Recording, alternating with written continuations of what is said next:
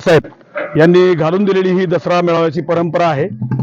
भगवानगड ते भगवान भक्तिगड हा खूप मोठा प्रवास या ठिकाणी झालेला आहे.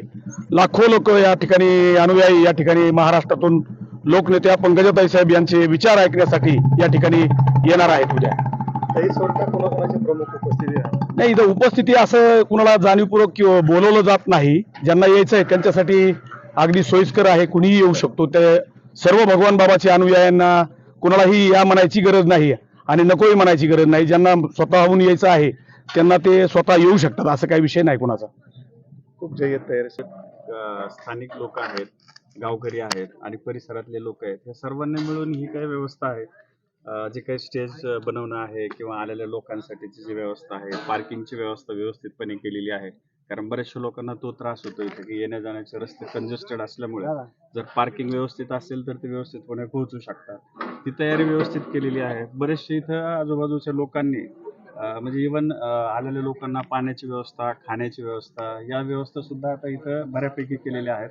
आणि इथं आल्यानंतर किमान म्हणजे आलेल्या लोकांना पाणी आणि खाण्याची थोडीफार का होईना जेवढं शक्य आहे ती व्यवस्था ही नक्कीच यावेळेला असेल, ही तयारी आहे. बाकी लोक स्वयंस्फूर्तीने येतात, हाच सर्वात महत्वाचा या दसरा मेळाव्याचं वैशिष्ट्य आहे. आपण पाहतो मराठवाड्यामध्ये प्रचंड अतिवृष्टी झाली आहे, मोठं नुकसान झालं.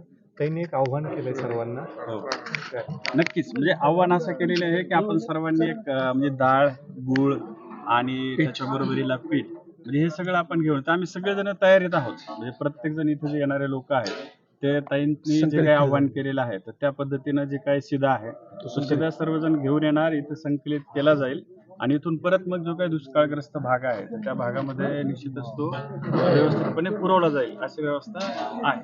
तुमची टीम वितरित करणार? हो, टीम वितरित करेल, स्वयंसेवक वितरित करणार आहे. आता ते आणि पहिले एक तर कलेक्ट करणार, परत आणखीन उद्या ताई साहेब त्यावर गायडन्स करतीलच, म्हणजे कशा पद्धतीने आणखीन त्याला वितरित करायचं.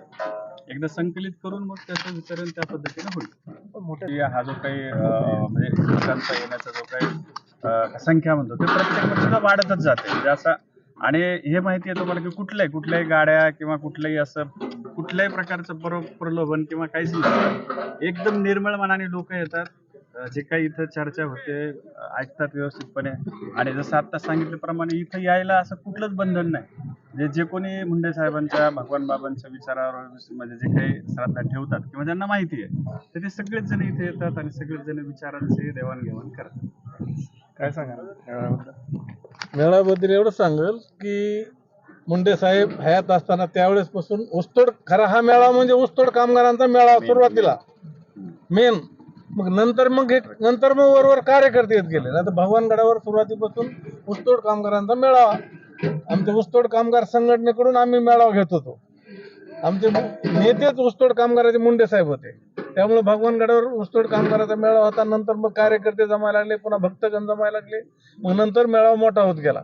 मग त्यानंतर मग काही काळानंतर मग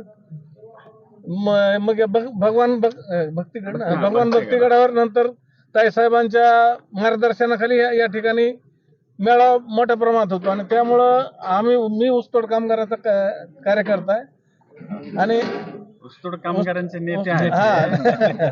मी कसा नेता? आमच्या नेत्या पंकजताई मुंडेच आहेत.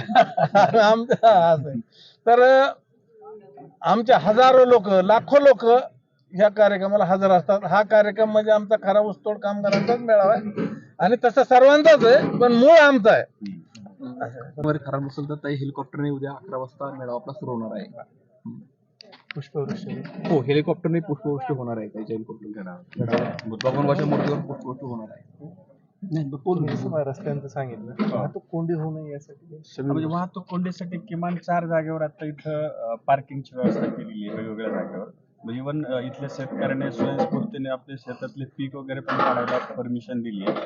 आणि बऱ्यापैकी म्हणजे भरपूर पार्किंगची व्यवस्था आहे की शक्यतो यावेळेला पार्किंगची प्रॉब्लेम येऊ नये किंवा ट्रॅव्हलिंग काय म्हणू आपण त्याला, वाहतुकीला प्रॉब्लेम येऊ नये यासाठीची व्यवस्था बऱ्यापैकी चांगल्या प्रकारे केलेली आहे. धन्यवाद. सर, तुमचं नाव सांगा आणि कशा पद्धतीने तुम्ही दसऱ्याच्या वर्षी तयारी केली कशा? मी संजय कीर्तने पाथर्डीहून. तर ही सुरुवात साहेबांनी दसरा मेळाव्याची सुरुवात ही साहेबांनी आपलं 35 वर्षापूर्वी भगवानगडावरून केलेली. दसरा मेळावा म्हणजे ही वर्धापन दिने. दसरा मेळाव्याच्या दिवशी भगवानगडाची स्थापना झालेली आहे, त्याच्यामुळे ती दसऱ्याची परंपरा ही आपली वेगळी परंपरा आहे. आणि जेव्हापासून मुंडे साहेब दसरा मेळाव्याला येतात तेव्हापासून याचं स्वरूप दरवर्षी हळूहळू विशाल स्वरूप झालेलं आहे, असं की इथं कोणालाही बोलावं लागत नाही, कोणाला आवाज द्यावा लागत नाही. उत्स्फूर्तपणे लोक येतात आणि दसरा मेळाव्याला जी ऊर्जा घेऊन जातात ते वर्षभर त्या ऊर्जेच्या रूपानं ते प्रेरित होतात आणि आनंदी राहतात. उद्या कमीत कमी 5 ते 6 लोकांचा समुदाय इथं उत्स्फूर्तपणे सकाळी 10 वाजताच येऊन धडकणार आहे आणि त्यांच्यासाठी सगळी व्यवस्था, नाश्त्याची, जेवणाची व्यवस्था केलेली, पार्किंगची व्यवस्था केलेली, सगळा बंदोबस्त व्यवस्थित तैनात झालेला आहे. विशेष कोणाला निमंत्रण दिलेलं नाही, उत्स्फूर्तपणे लोक येतात, विशेष प्रतिनिधी येतील.